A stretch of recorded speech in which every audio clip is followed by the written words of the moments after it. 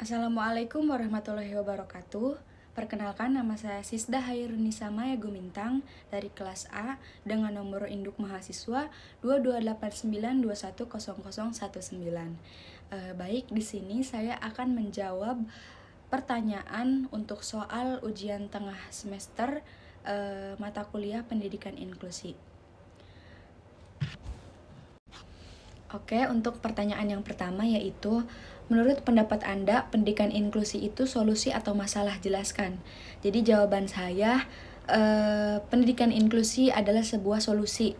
Kenapa dikatakan solusi? Karena pendidikan inklusi ini datang sebagai solusi, bukan masalah.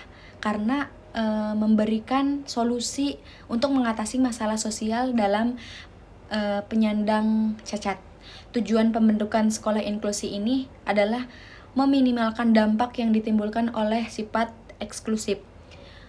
Pendidikan inklusi ini adalah sistem penyelenggaraan pendidikan yang memberikan kesempatan kepada semua peserta didik yang memiliki kelainan dan memiliki potensi kecerdasan atau bakat istimewa untuk mengikuti pendidikan atau pembelajaran dalam satu lingkungan pendidikan secara bersama-sama dengan peserta didik lainnya. Oke, untuk pertanyaan nomor 2, jelaskan dua pengertian pendidikan inklusi menurut para ahli. Lalu simpulkan pengertian pendidikan inklusi menurut saya sendiri. Jadi jawabannya itu menurut Daniel P. Halalan DKK 2009, mengemukakan pengertian pendidikan inklusi sebagai pendidikan yang menempatkan semua peserta didik berkebutuhan khusus dalam sekolah reguler sepanjang hari. Dalam pendidikan peserta ini, seperti ini, guru memiliki tanggung jawab penuh terhadap peserta didik. Jadi menurut saya, yang dimaksud oleh Daniel P. Halalan itu merupakan pengertian pendidikan inklusi ini. Jadi semua peserta didik ini wajib harus ditempatkan di sekolah di setiap harinya. Menurutnya gitu. Jadi tidak ada jangan di tempat lain selain di sekolah. Menurutnya seperti itu. Oke, lanjut untuk selanjutnya, menurut Hildegun Olsen Tarmansyah 2007 menjelaskan pendidikan inklusi secara mendalam, yakni sekolah yang harus mengakomodasi semua peserta didik tanpa melihat fisik, kecerdasan, intelektual, sosial emosi, bahasa maupun kondisi lainnya. Jadi yang dimaksud oleh Hildegun Olsen Tarmansyah ini yaitu sekolah ini harus mengakomodasikan semua peserta didik ini tanpa harus melihat fisik, kondisi, sosial emosi, lalu intelektual maupun kondisi lainnya. Jadi menurut Hildegun ini jangan melihat tanpa harus melihat sebelah mata. Jadi jangan ada perbedaan di antara mereka gitu. Semuanya harus dipandang rata gitu. Oke, lanjut untuk soal nomor 3, jelaskan konsep dasar tunanetra. Jawaban saya, tunanetra adalah istilah umum yang digunakan untuk kondisi seseorang yang mengalami gangguan atau hambatan dalam indera penglihatannya. Berdasarkan tingkat gangguan tunanetra dibagi jadi 2, yaitu ada buta total dan masih mempunyai sisa penglihatan. Karakteristik atau ciri-ciri tunanetra itu, yang pertama, ketajaman atau penglihatannya kurang dari ketajaman yang dimiliki orang awas. Lalu yang kedua, terjadinya kekeruhan pada lensa mata atau terdapat cairan tertentu.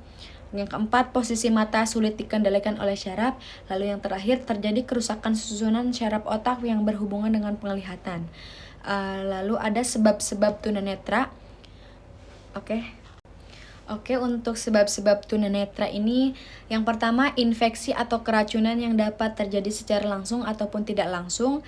Yang kedua, penyakit atau kondisi baik langsung maupun tidak langsung. Yang terakhir adalah kecelakaan, yaitu trauma, luka, terkena benda tajam, bahan kimia, dan lainnya. Oke, lanjut untuk pertanyaan yang keempat. Apa perbedaan antara tuli dan tunarungu? Jadi jawaban saya yaitu perbedaan tuli dan tunarungu apabila mengacu pada Kamus Besar Bahasa Indonesia, tunarungu berarti rusak pendengaran, sementara tuli itu berarti tidak dapat mendengar dan menggunakan bahasa isyarat atau berkomunikasi. Kata tuli menunjukkan identitas dan lebih sopan berperbedaan, sementara tunarungu dianggap sebagai sebuah keharusan untuk mengoptimalkan kemampuan pendengarannya dengan berbagai cara agar menyerupai orang-orang yang dapat mendengar. Istilah tunarungu juga lebih dianggap sebagai keterbatasan fisik dalam mendengar dan berbicara. Oke, selanjutnya soal nomor 4 bagian B, memperkenalkan diri dengan bahasa isyarat.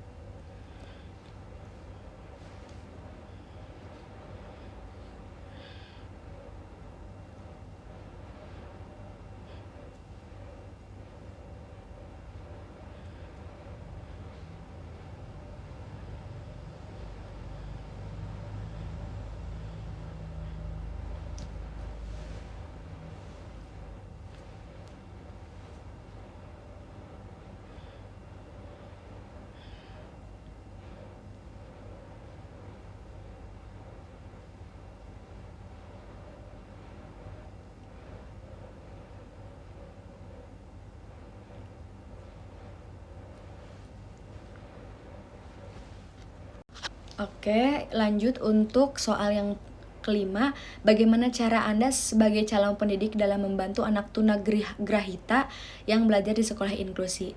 Jawabannya, yang pertama ini, tunagrahita adalah sebutan bagi orang-orang dengan kemampuan intelektual dan kognitif yang berada di bawah rata-rata dibandingkan orang pada umumnya. Kondisi ini biasanya terdeteksi sejak masa kanak-kanak, tetapi bisa pula muncul ketika dewasa. Jadi menurut saya, jika saya sebagai calon pendidik akan menghadapi seseorang tunagrahita ini dengan kondisi di bawah rata-rata ini, yang terpenting harus mempunyai kesabaran yang cukup untuk menghadapi tunagrahita ini. Jadi perlu sabar yang luar biasa untuk menghadapinya, jangan dibarengi dengan kemarahan gitu. Oke, untuk nomor 6, bagaimana cara Anda dalam membantu mahasiswa tunadaksa apabila ada di kampus? Jawaban saya, pertama-tama ini, tunadaksa adalah kondisi anak yang memiliki anggota tubuh tidak sempurna. Ketidaksempurnaan ini hanyalah secara fisik, tulang, sendi, otot. Sedangkan fungsi panca indera pendengaran tunadaksa ini masih normal, sehingga kelainan ini kerap disebut juga sebagai cacat tubuh atau disabilitas fisik. Menurut saya, jika ada mahasiswa tunadaksa yang ada di kampus, wajib untuk kita mempunyai rasa manusiawi gitu. Maksudnya untuk saling menolong satu sama lain. Jika mungkin tunadaksa kelainan, misalkan contohnya, jika mungkin tunadaksa ini kelainannya ada di kaki, kelainan di kaki dan dia susah untuk berjalan, kita tolong dengan cara tuntun untuk bisa berjalan sampai ke. Oke, untuk soal nomor 7, jelaskan klasifikasi tunalaras. Jadi, tunalaras adalah individu yang mengalami hambatan dalam mengendalikan emosi dan kontrol sosial. Individu tunalaras biasanya menunjukkan perilaku yang menyimpang, yang tidak sesuai dengan norma atau aturan yang berlaku di sekitarnya. Tunalaras dapat disebabkan karena faktor internal maupun faktor eksternalnya. Beberapa ciri tunalaras adalah suka berkelahi, memukul, punya karakter pemarah, sering melanggar aturan, tidak mau bekerja sama, dan sebagainya. Berdasarkan hasil penelitian dapat disimpulkan bahwa gambaran psikologis anak tunalaras berupa perilaku agresif yang dilakukan secara fisik dan verbal. Jadi untuk faktor biokimia atau kombinasi dari faktor-faktor tersebut dan faktor biologi dapat terjadi ketika anak mengalami keadaan kurang gizi, mengidap penyakit psikotik dan trauma atau disfungsi pada otak. Oke, untuk nomor 8, jika Anda sebagai pemegang kebijakan sarana dan prasarana, apa saja yang ingin Anda buat untuk membantu kampus Anda menjadi lebih inklusif untuk mahasiswa yang disabilitas?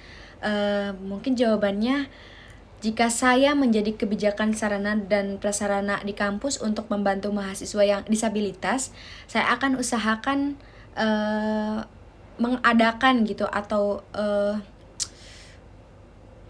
menyediakan kursi khusus disabilitas, kursi roda, alat bantu jalan atau tongkat, bindang landai, guiding block, kartu prioritas, lalu parkir khusus untuk penyandang disabilitas, karena itu menurut saya yang terpenting untuk seseorang yang mengidap disabilitas. Terima kasih. Mungkin cukup sekian dari saya. Assalamualaikum warahmatullahi wabarakatuh.